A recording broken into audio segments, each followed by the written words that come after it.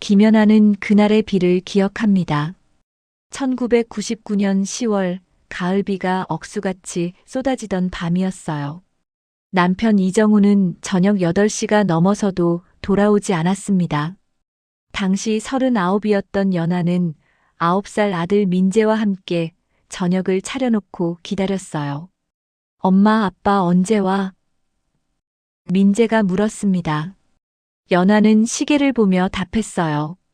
곧 오실 거야. 비가 많이 와서 차가 막히나 봐. 그러나 9시가 넘어도 남편은 오지 않았습니다. 10시, 11시.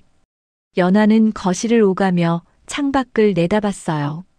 빗소리만 요란했습니다.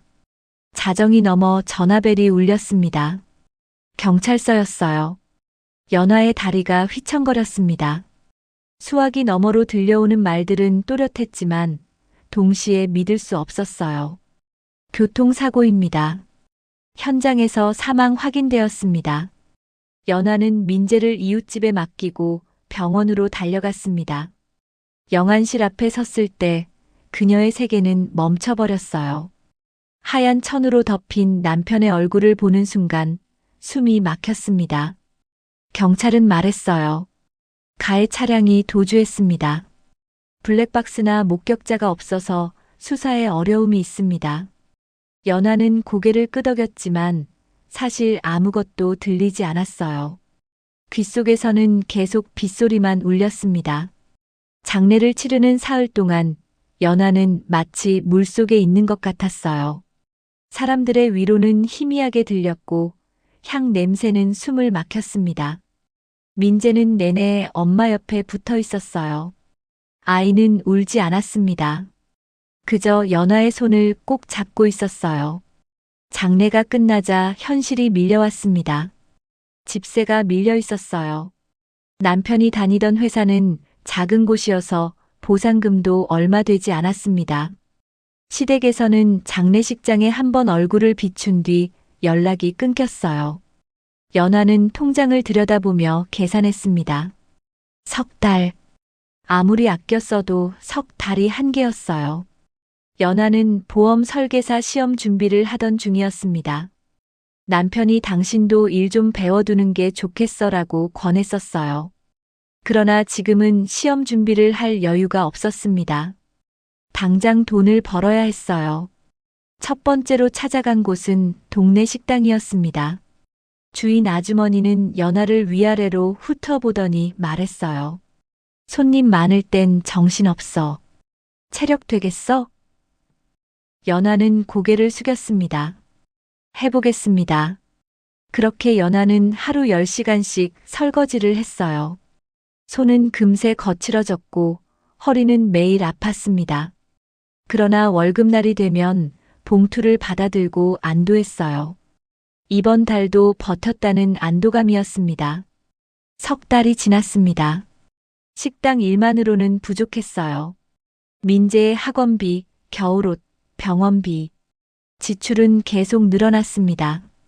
연아는 새벽 시장을 기웃거리기 시작했어요. 어느 날 시장 반찬 가게 앞에 납품업체 구함이라는 종이가 붙어 있었습니다. 연아는 그 종이를 한참 들여다봤어요. 반찬을 만들어 납품하는 일. 집에서 할 수 있는 일이었습니다. 연아는 주인에게 전화를 걸었어요. 경험은 없지만 열심히 하겠습니다. 사장은 잠시 말이 없었습니다. 그러다 한숨을 쉬며 말했어요. 일단 와봐요. 보고 결정하지. 연아는 민재를 학교에 보낸 뒤 시장으로 향했습니다. 사장은 50대 후반의 여자였어요. 그녀는 연아에게 재료와 레시피를 건네며 말했습니다. 내일 아침까지 멸치볶음 3kg 만들어 와봐요. 맛있으면 계속하고 아니면 그만이야. 연아는 그날 밤을 꼬박 샜습니다. 멸치를 골라내고 양념을 맞추고 불 조절을 했어요. 민재는 엄마 옆에서 잠들었습니다. 새벽 5시 연아는 완성된 반찬을 통에 담았어요. 사장은 한 젓가락 맛을 보더니 고개를 끄덕였습니다. 괜찮네. 다음 주부터 시작해. 연아의 하루는 그렇게 시작되었어요. 새벽 4시에 일어나 반찬을 만들고 7시에 시장에 납품했습니다. 그리고 집으로 돌아와 민재를 학교에 보낸 뒤 낮에는 식당에서 일했어요. 밤에는 다시 반찬을 만들었습니다. 몸은 힘들었지만 연아는 견뎠어요. 민재가 밥을 먹고 학교에 가고 웃는 모습을 볼 수 있다면 그것으로 충분했습니다. 6개월이 흘렀습니다. 어느 날 시장 사장이 연아를 불렀어요. 사장님이 바뀌었어. 내일부터 새 사람이 받을 거야. 연아는 가슴이 철렁했습니다. 새 사장이 자신을 쓸지 안 쓸지 알 수 없었어요. 다음 날 아침 연아는 평소처럼 반찬을 들고 시장에 갔습니다. 가게 앞에는 40대 초반으로 보이는 남자가 서 있었어요. 단정한 셔츠에 깔끔한 인상이었습니다. 장태석입니다. 오늘부터 여기 맡게 됐어요. 그는 연아에게 손을 내밀었습니다. 연아는 조심스럽게 악수했어요. 김연아입니다. 장태석은 반찬을 확인하더니 말했습니다. 잘 만드셨네요. 앞으로도 잘 부탁드립니다. 그의 목소리는 부드러웠어요. 연아는 안도의 한숨을 쉬었습니다. 그날 이후 장태석은 유난히 연아에게 친절했어요. 대금은 항상 제때 주었고 연아가 힘들어 보이면 물량을 줄여주기도 했습니다. 무리하지 마세요. 건강이 우선이에요. 연아는 그의 배려에 감사했어요. 그러나 동시에 조금 이상하다는 생각도 들었습니다. 다른 납품 업체들에게는 까다롭게 구는 그가 유독 자신에게만 관대했어요. 어느 날 연아가 물었습니다.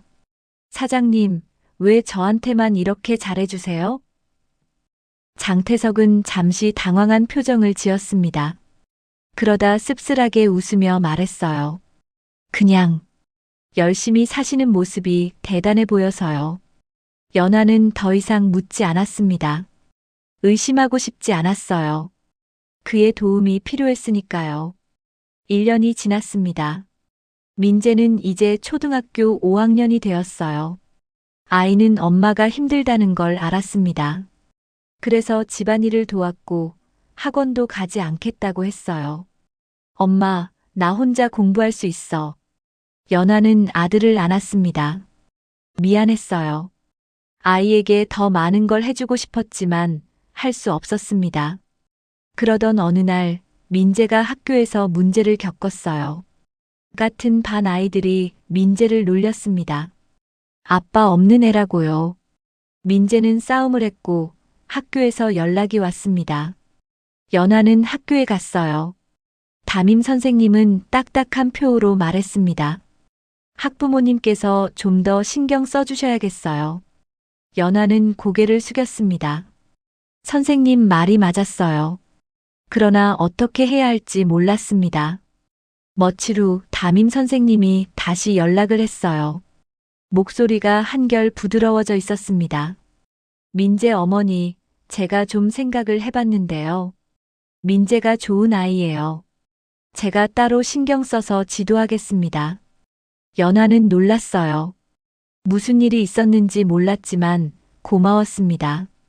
선생님 정말 감사합니다. 이후로도 비슷한 일들이 일어났습니다. 연아가 일하던 식당이 문을 닫을 위기에 처했을 때 갑자기 큰 손님이 들어와 위기를 넘겼어요. 민재가 아팠을 때 병원비를 깎아주는 의사를 만났습니다. 연아는 그 모든 것을 운이라고 생각했어요. 그렇게 믿고 싶었습니다. 3년이 더 흘렀습니다. 연아는 이제 43이 되었어요. 반찬 납품은 계속했고 식당 일은 그만두었습니다. 대신 동네 요양원에서 조리 보조 일을 시작했어요. 요양원 원장은 연아를 눈여겨봤습니다. 일 잘하시네요. 정규직으로 전환하는 게 어때요? 연아는 믿을 수 없었어요. 정규직, 4대 보험, 안정된 월급, 꿈 같은 일이었습니다. 정말 괜찮을까요? 원장은 웃으며 말했습니다. 당연하죠. 우리 어르신들이 연아 씨 음식을 좋아하세요. 연아는 그렇게 요양원의 정규직 조리사가 되었어요. 생활은 조금씩 안정되었습니다. 민재는 중학생이 되었고 공부도 잘했어요. 어느 저녁 연아는 창밖을 바라보며 생각했습니다.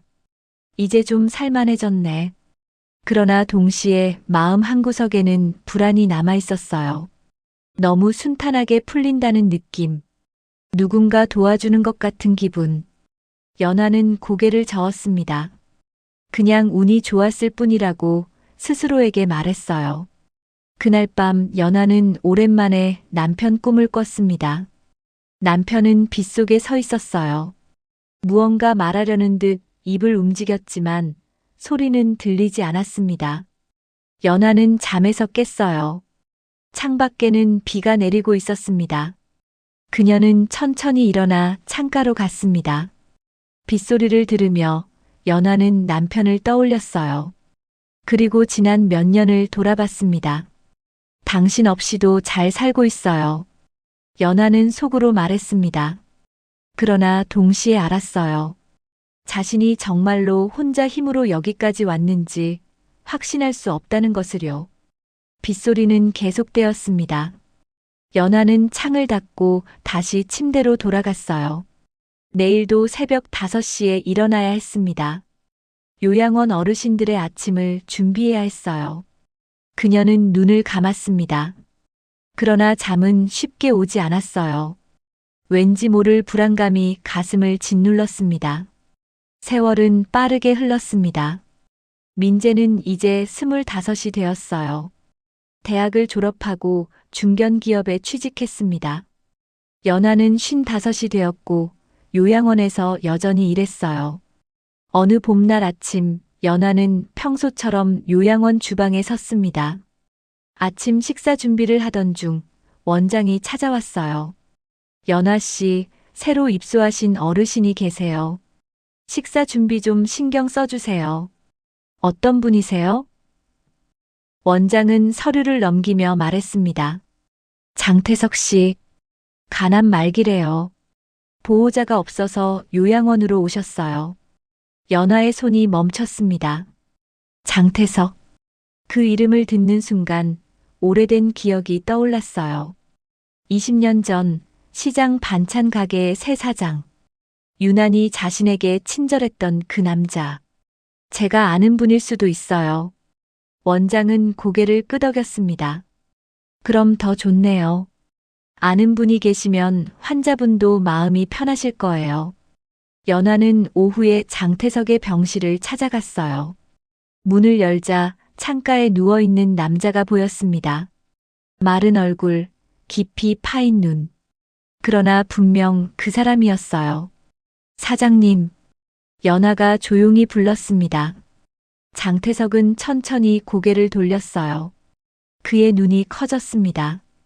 연아 씨, 당신이 여기서 일하고 있어요. 연아는 침대 곁으로 다가갔습니다. 장태석은 힘없이 웃었어요. 참 오랜만이네요. 이렇게 다시 만날 줄은. 그의 목소리는 가늘었습니다. 연아는 물 한 잔을 따라 건넸어요. 몸은 좀 어때요? 장태석은 물을 한 모금 마시고 답했습니다. 이제 얼마 안 남았어요. 의사 말로는. 연아는 아무 말도 하지 못했어요. 그저 조용히 그의 곁에 앉아 있었습니다. 장태석이 먼저 말을 꺼냈어요. 연아 씨, 아들은 잘 있어요? 네. 취직했어요.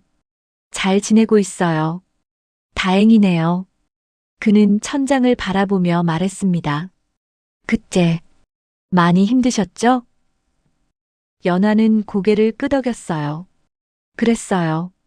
하지만 견뎠어요. 장태석은 한참을 침묵하다가 물었습니다. 저를 원망한 적 없어요? 연아는 고개를 갸웃했어요. 왜요? 사장님은 저한테 잘해주셨잖아요. 장태석의 얼굴이 일그러졌습니다. 그러나 곧 표정을 감췄어요. 그렇죠. 뭐, 그랬죠. 연하는 이상한 느낌이 들었습니다. 그의 말투가 어딘가 무거웠어요. 마치 숨기고 있는 것이 있는 것처럼. 그날 이후 연하는 장태석의 식사를 직접 챙겼습니다. 다른 직원들도 할 수 있는 일이었지만 왠지 자신이 해야 할 것 같았어요. 일주일이 지났습니다. 장태석의 상태는 조금씩 나빠졌어요. 식사량이 줄었고 잠을 제대로 자지 못했습니다.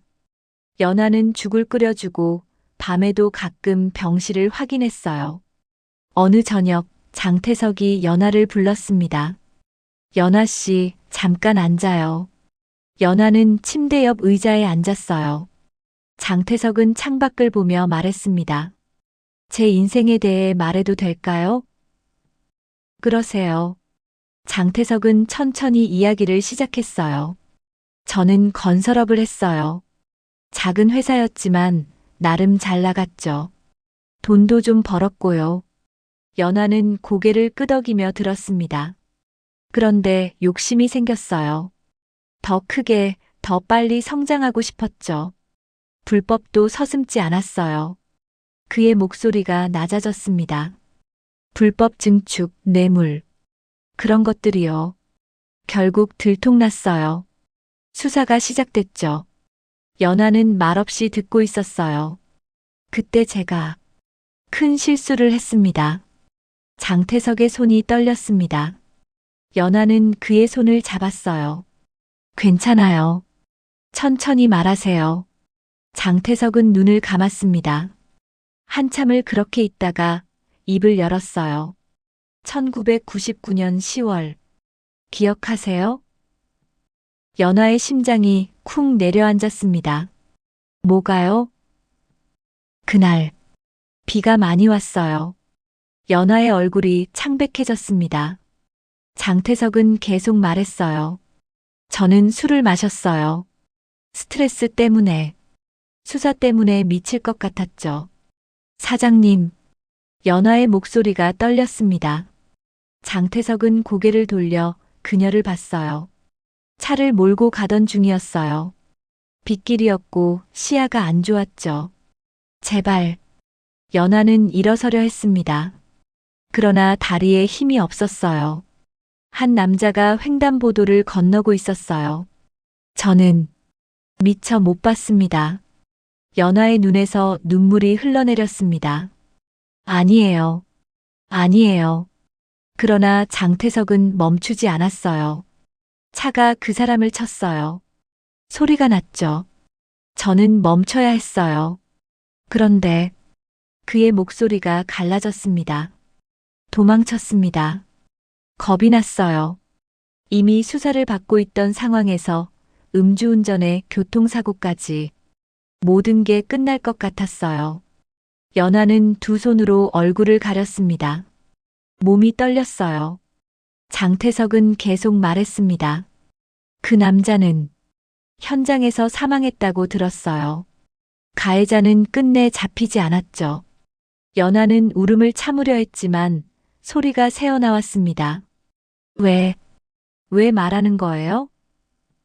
장태석은 천장을 바라봤어요. 며칠 후에 알았어요. 그 남자가 당신 남편이라는 걸. 연하는 벌떡 일어났습니다. 비틀거리며 문 쪽으로 갔어요. 그러나 문고리를 잡은 채 멈췄습니다. 어떻게 알았어요? 신문에 났어요. 사진이 있었죠. 그리고 당신 인터뷰도. 장태석의 목소리는 점점 작아졌습니다. 그때부터 제가 당신을 찾았어요. 시장 가게를 인수한 것도, 당신 아들 문제를 해결한 것도, 요양원 정규직으로 만든 것도 다 제가 한 일이에요. 연하는 문에 등을 기댔습니다. 온몸에 힘이 빠졌어요. 왜요? 왜 그런 짓을 했어요? 용서받고 싶었어요. 장태석이 작게 말했습니다. 스스로를 용서하고 싶었죠. 당신을 도우면 제 죄가 조금은 가벼워질 것 같았어요. 연하는 벽을 짚고 천천히 주저앉았습니다. 바닥에 앉은 채 무릎을 껴안았어요. 20년. 20년 동안 그녀의 목소리는 떨렸습니다. 제가 감사하다고 생각했던 모든 순간이 거짓이었어요? 장태석은 대답하지 못했습니다. 그저 침대에 누워 눈물을 흘렸어요. 연하는 한참을 그렇게 있다가 일어났습니다. 비틀거리며 문을 열고 나갔어요. 복도를 걸으며 그녀는 숨을 쉴 수가 없었습니다. 주방으로 돌아왔을 때 동료가 물었어요. 연하 씨, 괜찮아요? 얼굴이 안 좋아 보여요. 연하는 고개를 저었습니다. 괜찮아요. 그냥 좀 피곤해서요. 그날 밤 연하는 집에 돌아와 민재에게 전화했어요. 민재야. 네, 엄마. 무슨 일이에요? 연하는 말하려다가 멈췄습니다. 무엇부터 어떻게 말해야 할지 몰랐어요. 아니야. 그냥 목소리 듣고 싶어서. 엄마, 정말 괜찮아요? 목소리가 이상한데. 응, 괜찮아. 잘 자. 전화를 끊은 뒤 연하는 거실 소파에 앉았습니다. 창밖을 바라봤어요. 달이 떠 있었습니다. 그녀는 지난 20년을 떠올렸어요. 시장에서 반찬을 납품하던 날들, 민재가 학교 문제를 겪었을 때 해결됐던 일들, 요양원 정규직이 됐을 때의 기쁨, 모든 것이 장태석의 손길이었습니다. 연하는 주먹을 쥐었어요. 분노가 치밀어 올랐습니다. 그러나 동시에 혼란스러웠어요. 그럼 내가 산 인생은 뭐지? 내가 선택한 건 뭐였지? 그날 밤 연하는 잠들지 못했습니다. 천장을 바라보며 계속 생각했어요. 다음 날 아침 연하는 요양원에 가지 않았습니다. 병가를 냈어요. 집에 혼자 앉아 있었습니다. 민재가 퇴근 후 집에 왔어요. 엄마, 어디 아파요? 연하는 고개를 저었습니다. 아니야. 그냥 좀 쉬고 싶어서. 민재는 엄마 옆에 앉았어요.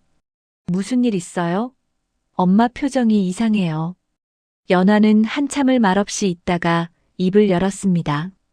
민재야, 내 아빠 사고 기억나? 민재의 표정이 굳었어요. 기억하죠. 왜요? 가해자를 찾았어. 민재는 눈을 크게 떴습니다. 진짜요? 누구예요? 연하는 천천히 말했어요. 장태석. 엄마가 오랫동안 도움받았던 사람이야. 민재는 입을 다물지 못했습니다. 한참을 그렇게 있다가 물었어요. 어떻게 알았어요? 본인이 고백했어. 요양원에 입소했거든. 가난 말기래. 민재는 벌떡 일어났습니다. 지금 당장 가야죠. 경찰에 신고하고. 민재야. 연하가 아들의 손을 잡았어요. 엄마는 아직 모르겠어. 뭘요? 어떻게 해야 할지. 민재는 주저앉으며 고개를 저었습니다. 엄마, 그 사람 때문에 우리가 얼마나 힘들었는데요. 아빠가 돌아가셨잖아요.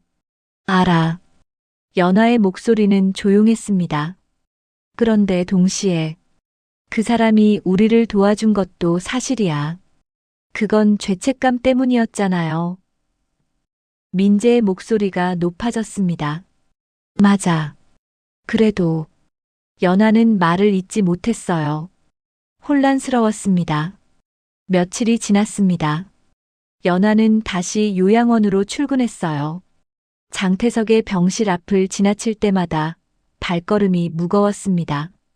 사흘째 되던 날 연하는 용기를 내어 병실 문을 열었어요. 장태석은 창가에 앉아 있었습니다. 그는 연하를 보고 놀란 표정을 지었어요. 연하 씨. 연하는 침대 옆에 의자를 놓고 앉았습니다. 한참을 침묵하다가 말했어요. 왜 지금 말한 거예요? 장태석은 창밖을 바라봤습니다. 죽기 전에 진실을 말하고 싶었어요. 비겁하게 살았으니 마지막만큼은 정직하게 죽고 싶었죠. 그게 당신한텐 위로가 될지 몰라도 저한텐 지옥이에요. 연아의 목소리는 떨렸습니다. 제가 살아온 20년이 전부 거짓 같아요. 제 선택이라고 믿었던 것들이 사실은 당신이 만든 길이었잖아요. 장태석은 고개를 숙였어요. 미안합니다. 미안하다고요?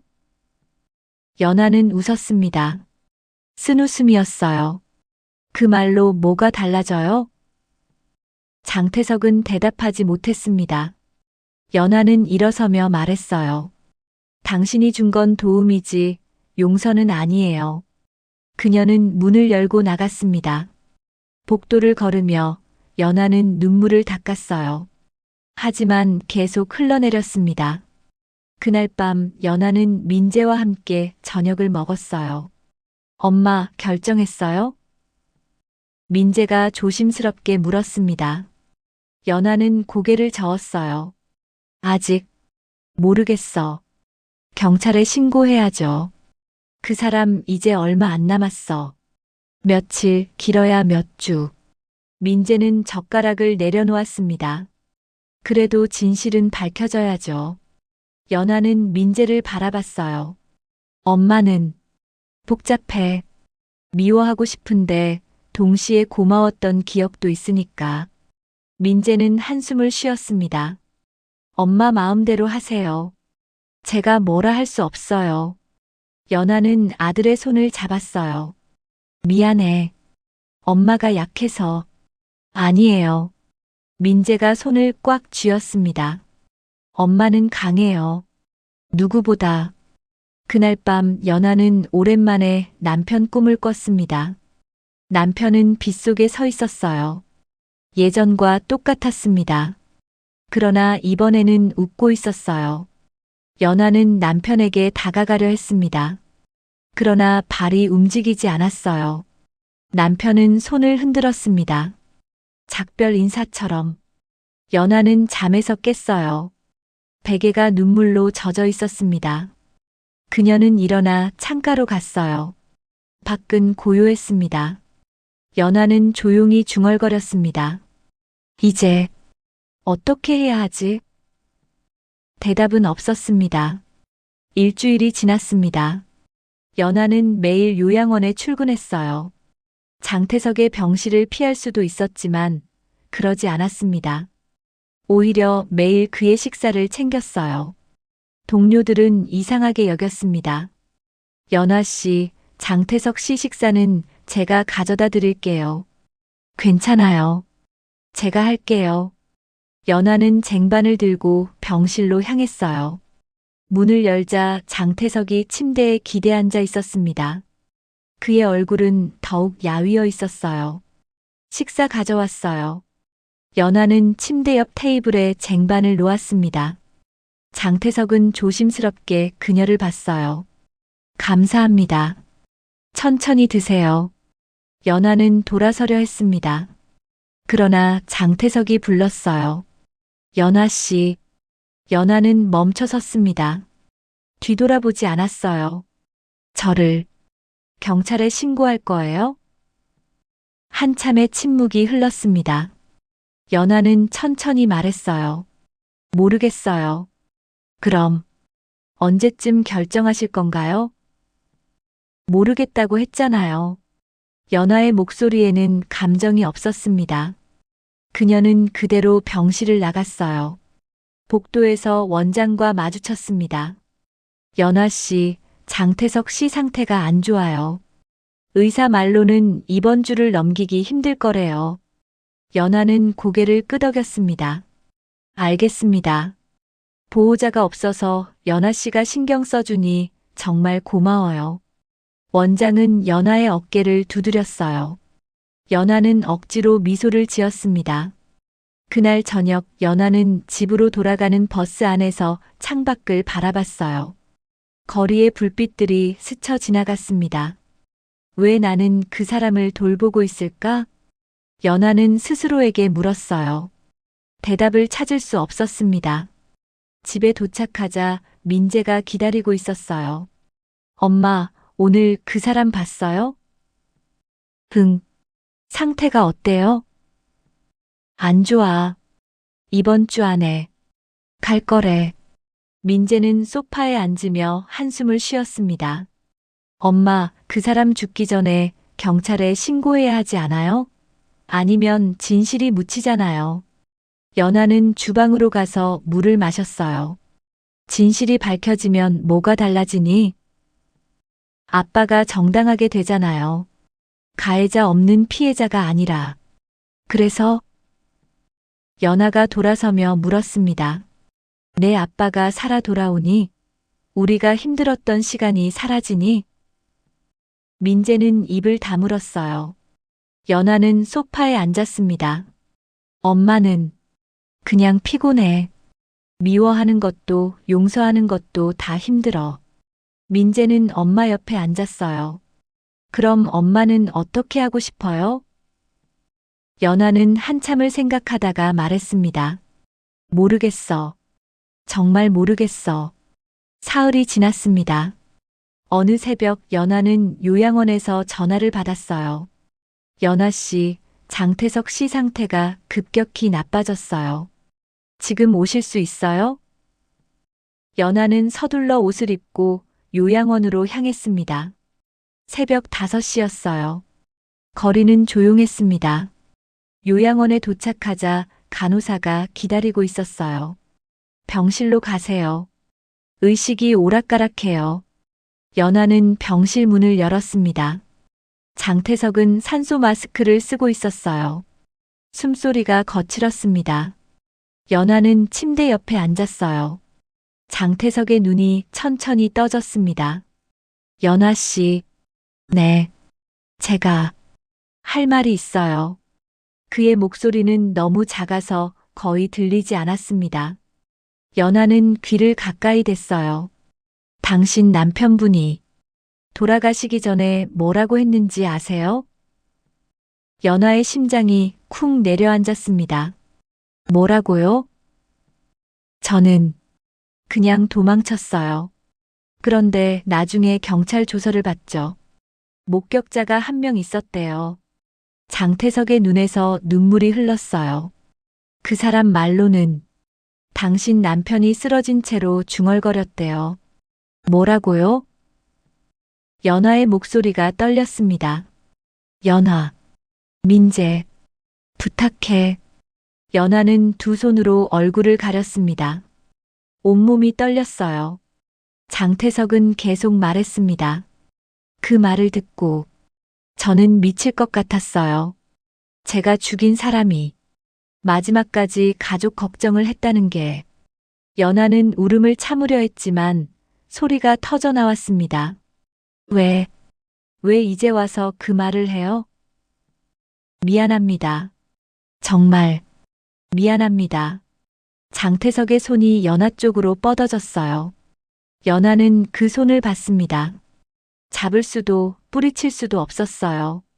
한참을 그렇게 있다가 연아는 장태석의 손을 잡았습니다. 사장님, 네. 당신이 아빠 마지막 말을 들었다면 왜 우리를 도왔어요? 죄책감 때문이었어요? 장태석은 고개를 끄덕였습니다. 처음엔 그랬어요. 그런데 시간이 지나면서 그는 숨을 고르며 말했어요. 당신과 민재를 보면서 제가 빼앗은 게 뭔지 알게 됐어요. 한 가정을, 한 아이의 아버지를, 한 여자의 남편을. 연아는 눈물을 닦았습니다. 그래서 평생 우리를 관리한 거예요? 당신 양심을 위해서? 아니에요. 장태석이 고개를 저었어요. 나중엔 진짜로 당신들이 잘 됐으면 좋겠다고 생각했어요. 그게 제가 할 수 있는 유일한 속죄였으니까. 연아는 손을 놓으려 했습니다. 그러나 장태석이 꽉 잡았어요. 연아 씨, 한 가지만 약속해 주세요. 뭔데요? 민재한테 제 이야기를 해주세요. 제가 얼마나 잘못했는지. 그리고 그의 목소리가 더욱 작아졌습니다. 아버지 없이 자란 아이가 얼마나 훌륭하게 컸는지. 그게 당신 덕분이라는 걸 꼭 말해주세요. 연아는 고개를 끄덕였어요. 알았어요. 장태석은 안도한 표정을 지었습니다. 그리고 천천히 눈을 감았어요. 연아는 그의 손을 잡은 채 앉아 있었습니다. 해가 떠올랐어요. 창문으로 아침 햇살이 들어왔습니다. 오전 9시 장태석의 심장이 멈췄습니다. 연아는 간호사를 불렀어요. 그리고 조용히 병실을 나왔습니다. 복도에 앉아서 연아는 한참을 멍하니 있었어요. 끝났구나. 그렇게 생각했습니다. 그러나 동시에 알았어요. 아무것도 끝나지 않았다는 것을. 연아는 집으로 돌아왔습니다. 민재가 회사에 간 사이였어요. 거실 소파에 앉아서 연아는 핸드폰을 꺼냈습니다. 경찰서 번호를 찾았어요. 손가락이 화면 위에서 멈췄습니다. 신고하면 뭐가 달라질까? 연아는 스스로에게 물었어요. 남편이 돌아오나? 지난 20년이 바뀌나? 대답은 아니오였습니다. 연아는 핸드폰을 내려놓았어요. 그리고 창밖을 바라봤습니다. 저녁에 민재가 돌아왔어요. 엄마, 그 사람. 오늘 아침에 돌아가셨어. 민재는 가방을 내려놓고 엄마 옆에 앉았습니다. 신고했어요? 연아는 고개를 저었어요. 안 했어. 왜요? 모르겠어. 그냥 할 수가 없었어. 민재는 한참을 말이 없었습니다. 그러다 조용히 물었어요. 후회 안 해요? 연아는 아들을 바라봤습니다. 후회할 수도 있어. 그런데 지금은 그냥 이게 맞는 것 같아. 민재는 고개를 끄덕였어요. 엄마 결정이니까요. 그날 밤 연아는 오랜만에 남편 사진을 꺼냈습니다. 결혼식 때 찍은 사진이었어요. 사진 속 남편은 웃고 있었습니다. 젊고 건강한 모습이었어요. 연아는 사진을 쓰다듬었습니다. 여보, 미안해. 그녀는 조용히 말했어요. 가해자를 찾았는데 신고하지 못했어. 엄마가 비겁해서. 사진은 대답하지 않았습니다. 연아는 사진을 가슴에 안았어요. 그 사람이 말했어. 당신이 마지막으로 우리 걱정했다고. 그 말 듣고 엄마는 무너졌어. 눈물이 흘러내렸습니다. 당신은 끝까지 좋은 사람이었어. 그런데 엄마는 복수도 못하는 사람이야. 연아는 한참을 울었어요. 민재는 방 안에서 그 소리를 들었습니다. 그러나 나가지 않았어요. 엄마에게 혼자만의 시간이 필요하다는 걸 알았으니까요. 다음 날 연아는 요양원에 출근했습니다. 장태석의 병실은 비어 있었어요. 침대는 정리되어 있었고 창문은 열려 있었습니다. 연아는 병실 안으로 들어갔어요. 창가에 섰습니다. 밖에는 봄꽃이 피어 있었어요. 이제 어떻게 살아야 하지? 연아는 스스로에게 물었습니다. 진실을 알게 된 지금 그녀의 인생은 어떻게 달라질까요? 지난 20년을 어떻게 받아들여야 할까요? 연아는 알 수 없었어요. 그날 저녁 민재가 집에 왔을 때 말했습니다. 엄마, 저 회사 그만두려고요. 연아는 놀라서 아들을 봤어요. 왜? 무슨 일 있어? 아니에요. 그냥 제가 하고 싶은 일을 해보려고요. 갑자기 왜 그래? 민재는 엄마 앞에 앉았습니다. 엄마 보면서 생각했어요. 엄마는 평생 다른 사람이 만들어준 길을 걸었잖아요. 그게 잘못된 건 아니지만 엄마 선택은 아니었잖아요. 연아는 말이 없었어요. 민재는 계속 말했습니다. 저도 이 회사에 들어온 게 사실 제 선택이었는지 모르겠어요. 그냥 안정적이니까 엄마가 좋아하실 것 같아서. 민재야. 연아가 아들의 손을 잡았어요. 넌 내가 하고 싶은 걸 해. 엄마 생각은 하지 말고. 민재는 고개를 끄덕였습니다. 그럴게요.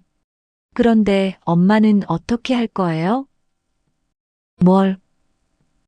이제 엄마 인생 어떻게 살 거예요? 연아는 창밖을 바라봤습니다. 모르겠어. 그런데 이제부터는 엄마가 직접 정하려고. 누가 만들어준 길이 아니라 엄마가 걷고 싶은 길을. 민재는 미소 지었어요. 좋아요. 저도 같이 걸을게요. 그날 밤 연아는 일기를 썼습니다. 오랜만이었어요. 오늘 장태석이 세상을 떠났다. 남편을 죽인 사람, 그리고 우리를 도와준 사람.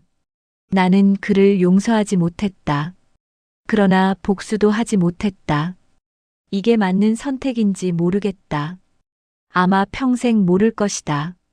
그러나 한 가지는 안다. 이제부터는 내가 선택하며 살겠다고.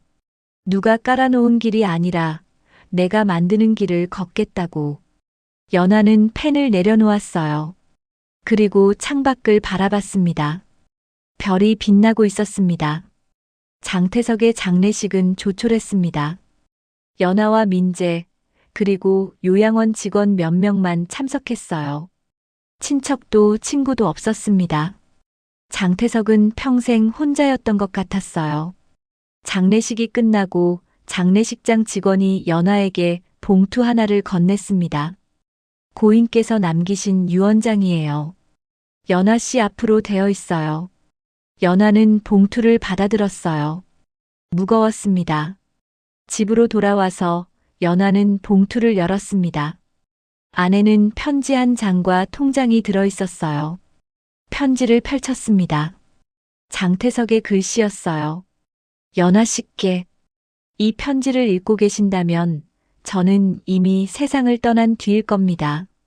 저는 평생 비겁하게 살았습니다. 도망치고 숨기고 거짓으로 덮었죠. 그러나 마지막만큼은 정직하고 싶었어요. 통장에 든 돈은 제 전 재산입니다. 많지는 않지만 3천만 원 정도 됩니다. 이건 보상이 아닙니다. 보상이 될 수도 없죠. 그저 제가 할 수 있는 마지막 사과입니다. 당신이 이 돈을 받든 버리든 그건 당신 선택입니다. 저는 더 이상 당신의 인생에 영향을 주고 싶지 않습니다. 한 가지만 부탁드립니다. 민재에게 잘 전해주세요. 아버지 없이 자란 아이가 얼마나 훌륭한 사람이 됐는지를요. 그리고 당신께도 전하고 싶습니다. 당신은 강한 사람입니다. 20년을 혼자 버텼으니까요. 이제 당신만의 인생을 사세요. 누구의 도움도 누구의 죄책감도 없이요. 다시 한번 정말 미안합니다. 장태석 올림. 연아는 편지를 내려놓았어요. 눈물이 흐르지 않았습니다. 이제 더 이상 울 눈물이 남지 않은 것 같았어요. 통장을 들여다봤습니다. 3천만 원. 적지 않은 돈이었어요. 민재가 방에서 나왔습니다. 엄마, 그게 뭐예요? 장태석이 남긴 거야.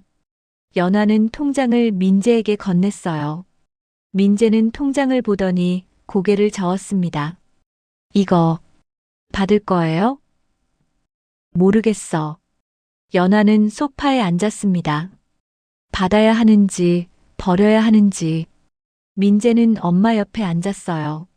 엄마 마음대로 하세요. 제가 뭐라 할 수 없어요. 연아는 한참을 생각했습니다. 그러다 조용히 말했어요. 받을까 해. 민재는 놀란 표로 엄마를 봤습니다. 진짜요? 응. 그런데 우리가 쓰는 건 아니야. 그럼요. 연아는 창밖을 바라보며 말했습니다. 기부할 거야. 교통사고 유가족들을 돕는 단체에. 민재는 천천히 고개를 끄덕였어요. 좋은 생각이에요. 이게 맞는 것 같아. 장태석의 돈으로 다른 사람들을 돕는 거. 그게 진짜 속죄가 될 것 같아. 민재는 엄마의 손을 잡았습니다. 엄마는 정말 대단한 사람이에요. 연아는 씁쓸하게 웃었어요. 대단한 게 아니야. 그냥 이렇게라도 해야 마음이 편할 것 같아서. 일주일 후 연아는 교통사고 유가족 지원센터를 방문했습니다. 센터 직원은 연아의 이야기를 듣고 눈물을 글썽였어요. 정말 감사합니다. 이 돈으로 많은 분들을 도울 수 있을 거예요. 연아는 고개를 끄덕였습니다.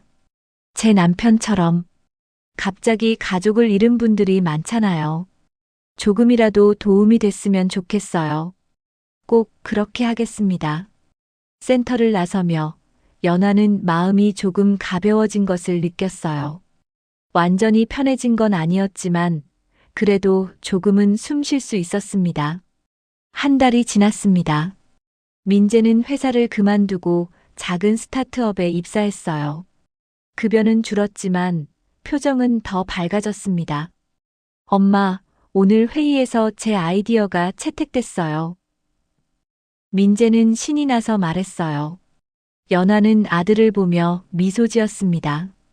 잘했네. 자랑스러워. 엄마 덕분이에요. 엄마가 용기를 줬으니까.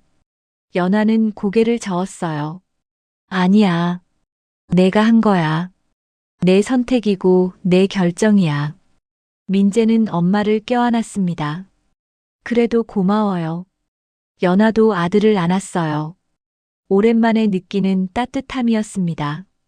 어느 주말 연아는 요양원에서 자원봉사 제안을 받았어요. 연아 씨, 지역 무료급식소에서 봉사자를 찾고 있대요. 관심 있으세요? 원장이 물었습니다. 연아는 잠시 생각했어요. 급식소요? 네. 주말에 몇 시간만 도와주면 돼요. 요리를 잘하시니까 딱 맞을 것 같아서요. 연아는 고개를 끄덕였습니다. 해볼게요. 다음 주 토요일 연아는 처음으로 무료급식소를 찾았습니다. 작은 공간이었어요. 그러나 따뜻했습니다. 봉사자들이 웃으며 일하고 있었어요. 처음 오셨어요? 저는 박순이라고 해요. 60대 후반으로 보이는 여성이 손을 내밀었습니다. 연아는 악수했어요. 김연아입니다. 어머, 연아 씨. 이쪽으로 오세요. 오늘은 국을 끓일 거예요. 연아는 주방으로 들어갔습니다. 익숙한 냄새와 소리가 반겼어요. 국을 끓이면서 연아는 이상한 평온함을 느꼈습니다. 누군가를 위해 음식을 만드는 것. 특별한 이유 없이 그저 필요해서. 점심시간이 되자 사람들이 들어왔어요. 노인, 노숙인, 어려운 형편의 가족들. 모두 조용히 줄을 서서 기다렸습니다. 연아는 국을 떠서 그릇에 담았어요. 한 할머니가 고개를 숙이며 말했습니다. 고맙습니다. 천천히 드세요. 연아는 미소 지었습니다. 할머니도 웃었어요. 그날 오후 봉사를 마치고 나오며 순이가 말했습니다. 연아 씨, 다음 주에도 올 수 있어요? 네. 올게요. 좋아요. 연아 씨 국 맛있다고 다들 그러시던데요. 연아는 쑥스럽게 웃었어요. 집으로 돌아가는 길 연아는 가벼운 발걸음으로 걸었습니다. 이거구나. 그녀는 생각했어요. 내가 선택한 삶이라는 게 누가 시켜서도 죄책감 때문도 아니었어요. 그저 하고 싶어서, 의미 있다고 느껴서. 2달이 지났습니다. 연아는 매주 토요일 급식소에서 봉사했어요. 사람들과 친해졌고 그들의 이야기를 들었습니다. 어느 날 한 중년 남자가 연아에게 말했어요. 선생님 덕분에 매주 토요일이 기다려져요. 제가 뭘 했다고요? 연아는 손을 저었습니다. 남자는 웃었어요. 따뜻한 밥 한 끼가 얼마나 큰 힘이 되는지 아세요? 선생님은 모르실 거예요. 연아는 그 말에 가슴이 뭉클했습니다. 아니에요. 저도 알아요. 속으로 말했어요. 한 끼 밥이 얼마나 소중한지, 누군가의 따뜻함이 얼마나 큰 힘이 되는지. 그날 저녁 민재가 물었습니다. 엄마, 요즘 표정이 많이 밝아졌어요. 그래? 네. 예전엔 항상 뭔가 무거워 보였는데 요즘은 편해 보여요. 연아는 민재를 바라봤어요. 엄마도 느껴. 조금씩 가벼워지는 것 같아. 장태석 일 때문에 연아는 고개를 끄덕였습니다.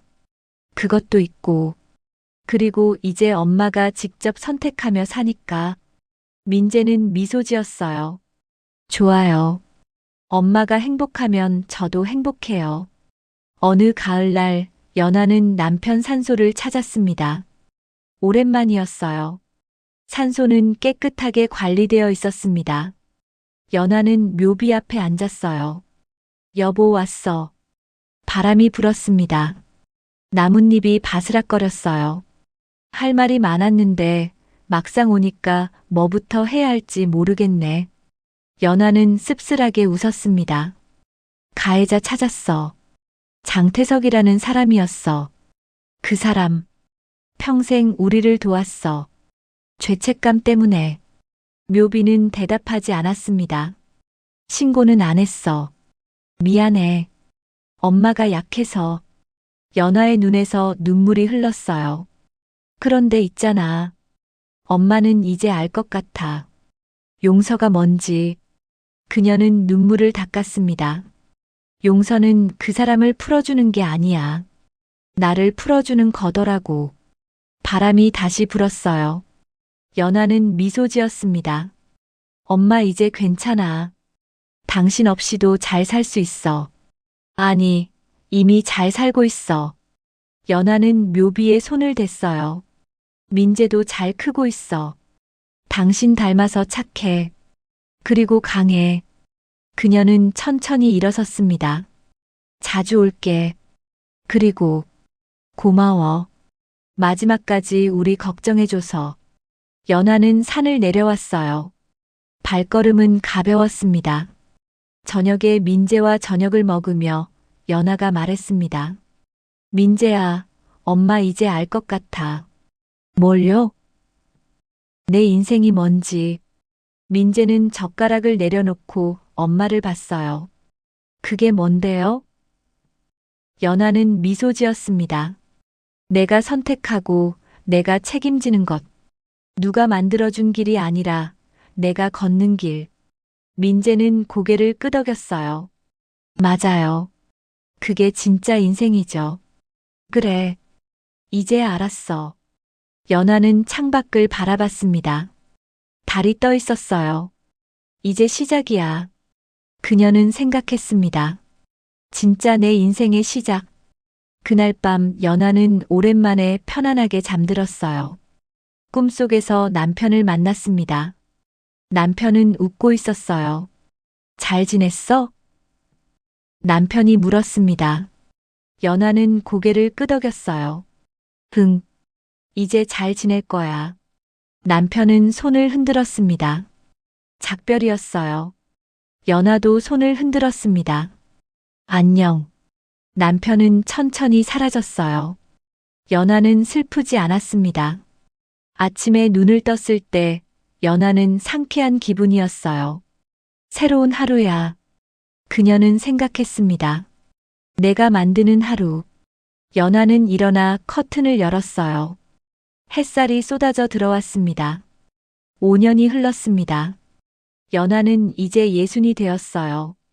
요양원 일은 그만두고 무료급식소에서 전담 조리사로 일했습니다. 급여는 적었지만 마음은 충만했어요. 어느 토요일 아침, 연아는 평소처럼 급식소에 도착했습니다. 주방에서 국을 끓이고 반찬을 준비했어요. 순이가 옆에서 채소를 다듬으며 말했습니다. 연아야, 오늘 손님이 많을 것 같아. 날씨가 추워졌으니까. 그럼 국을 더 끓여야겠네요. 연아는 큰 냄비를 하나 더 꺼냈어요. 순이는 연아를 보며 미소 지었습니다. 너 정말 이 일 천직인 것 같아. 그런가요? 그럼. 너 보면 마음이 편해져. 음식에도 그게 느껴지더라고. 연아는 쑥스럽게 웃었어요. 점심시간이 되자 사람들이 들어오기 시작했습니다. 연하는 한 분 한 분께 국을 떠드렸어요. 따뜻하게 드세요. 고맙습니다. 사람들은 고개를 숙이며 인사했습니다. 연하는 그 모습을 보며 마음이 따뜻해졌어요. 식사를 마친 한 할아버지가 다가왔습니다. 선생님, 오늘 국이 특히 맛있었어요. 감사합니다. 많이 드셨어요? 네. 덕분에 배불러요. 할아버지는 환하게 웃었어요. 연하도 웃었습니다. 급식소 문을 닫고 연하는 순이와 함께 뒷정리를 했어요. 연하야, 다음 주에 우리 손자 돌잔치야. 꼭 와야 해.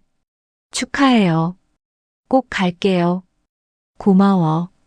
너 같은 친구 있어서 참 좋아. 순이가 연하의 손을 꽉 잡았습니다. 연하도 손을 잡았어요. 집으로 돌아가는 길 연하는 시장에 들렀습니다. 저녁 준비를 위해서였어요.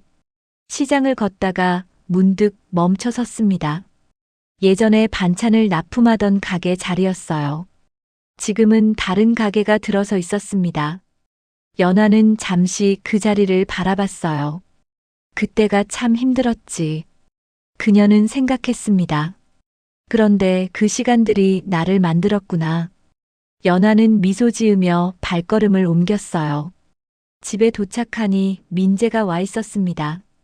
결혼한 지 2년이 된 민재는 아내 지수와 함께였어요. 엄마 오셨어요?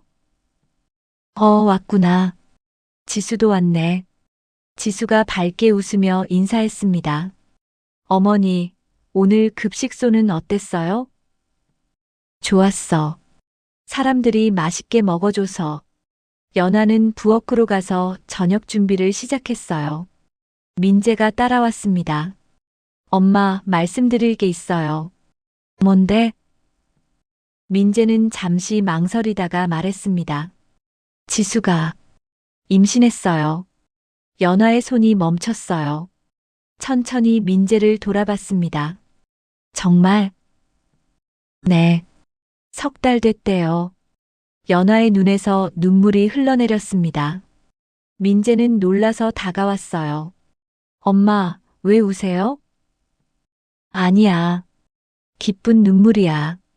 연하는 아들을 껴안았습니다. 축하해. 정말 축하해. 민재도 엄마를 안았어요. 한참을 그렇게 있었습니다. 저녁 식사를 하며 지수가 물었어요.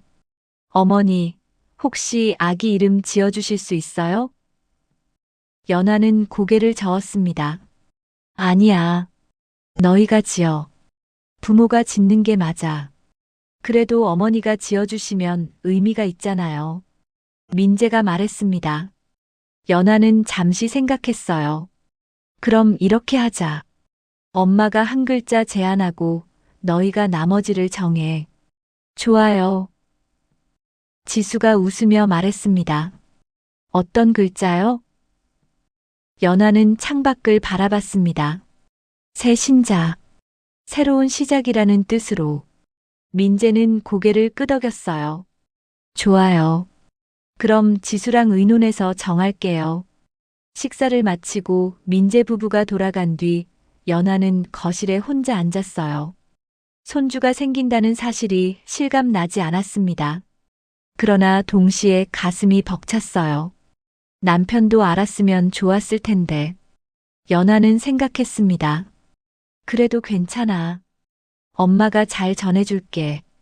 연하는 침실로 가서 서랍을 열었어요. 남편 사진이 들어 있었습니다. 여보, 우리 손주 생겼어. 연하는 사진에 대고 말했습니다. 민재가 아빠 될 거야.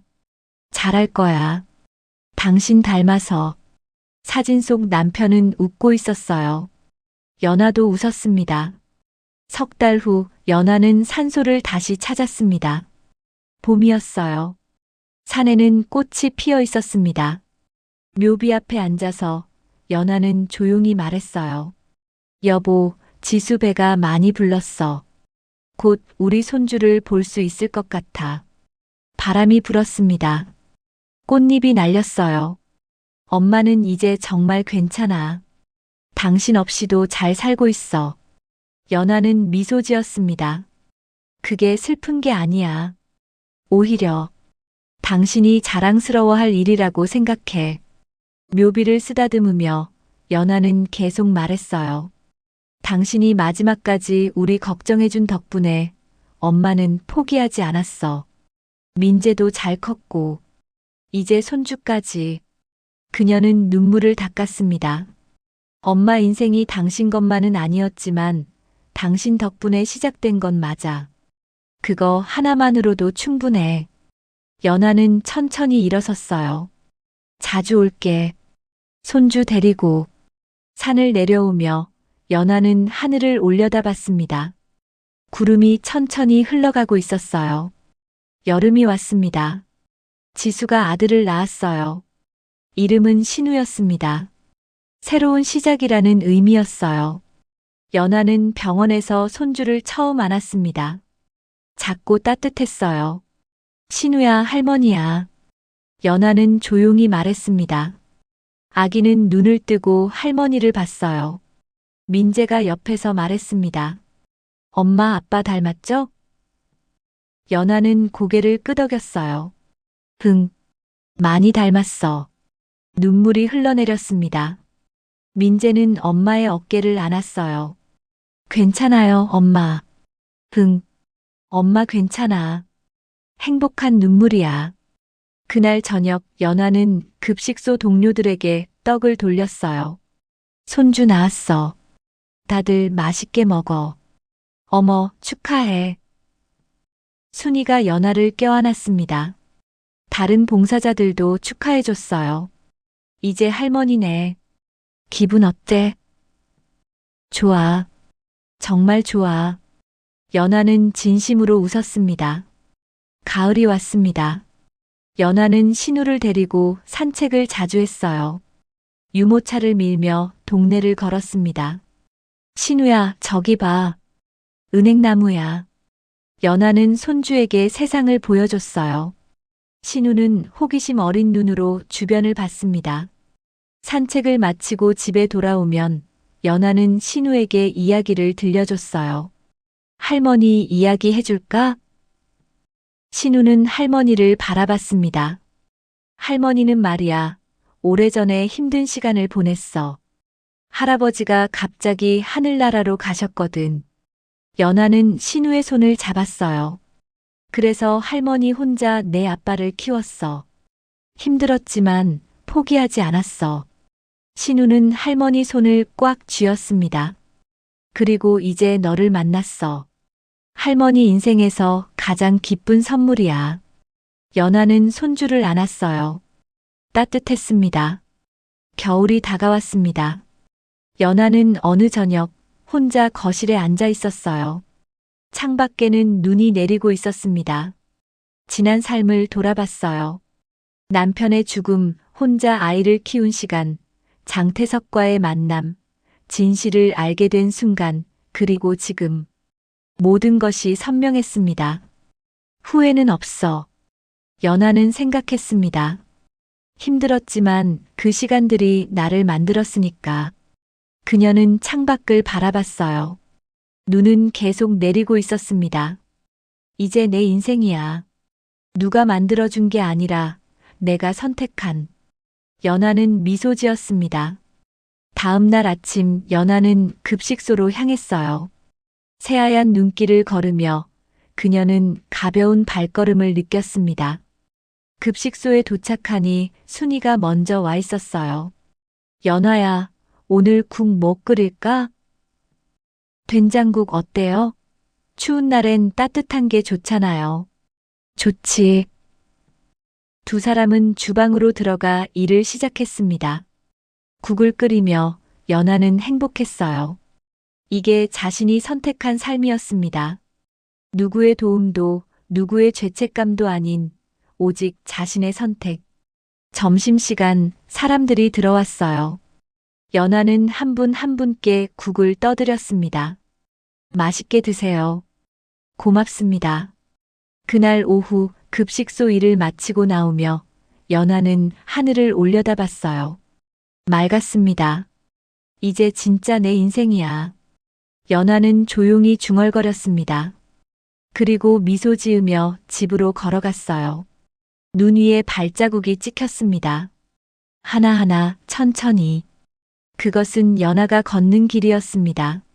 누가 만들어준 길이 아닌 그녀 자신이 만들어가는 길. 연하는 걸었습니다. 앞으로도 계속 걸을 것입니다. 자신만의 길을.